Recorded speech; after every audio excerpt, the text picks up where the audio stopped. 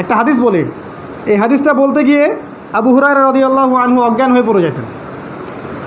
হাদিসটা আসে, বুখারীতেই আছে। আল্লাহ পাক কিয়ামতের মাঠে তিনটা মানুষকে দিয়ে জাহান্নাম উদ্বোধন করবেন। আমরা দোয়া করি আমরা যেন ওদের অন্তর্ভুক্ত না হই, বলেন আমিন। প্রথম শ্রেণী হচ্ছে শহীদ। একটা শহীদকে ডাকা হবে।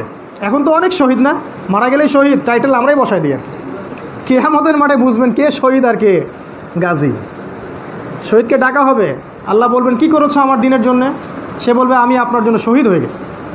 আল্লাহ পাক বলবেন কাযাবত, মিথ্যা কথা বলছো তুমি এই জন্য যুদ্ধে গিয়েছিলে যাতে মানুষ তোমাকে বলে তুমি অনেক বড় বীর, অনেক বড় কি গোত্রপ্রীতি আছে তোমার মধ্যে।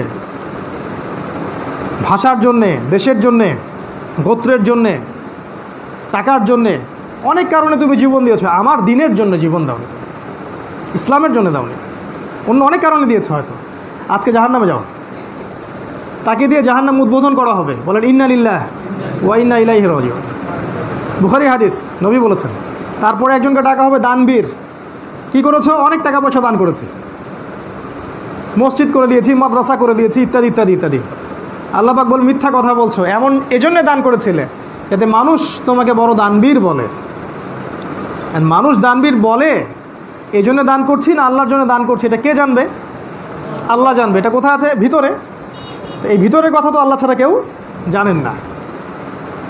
এই হলো দ্বিতীয় মানুষ যাকে দিয়ে জাহান্নাম উদ্বোধন করা হবে। আর 3 নাম্বার, এই যে আলেম, হুজুরকে ডাকা হবে, শায়েখকে ডাকা হবে, উস্তাদজিকে ডাকা হবে, বুজুর্গকে ডাকা হবে। কি করেছিলেন? কোরআন সুন্নাহ শিখেছি, আল্লাহ আপনার দিন প্রচার করেছি, অনেক কোরআন তেলাওয়াত করেছি, মানুষকে দিন শিখিয়েছি। আল্লাহ পাক বলবেন মিথ্যা কথা বলছো, মানুষ তুমি এজন্য দিন শিখেছিলে, এজন্য জ্ঞান অর্জন করেছো যাতে মানুষ তোমাকে আলেম বলে, কারি বলে, শায়েখ বলে, বুজুর্গ বলে। এত সহজ না। এই 3 শ্রেণীর মানুষকে দিয়ে জাহান্নাম উদ্বোধন করা হবে।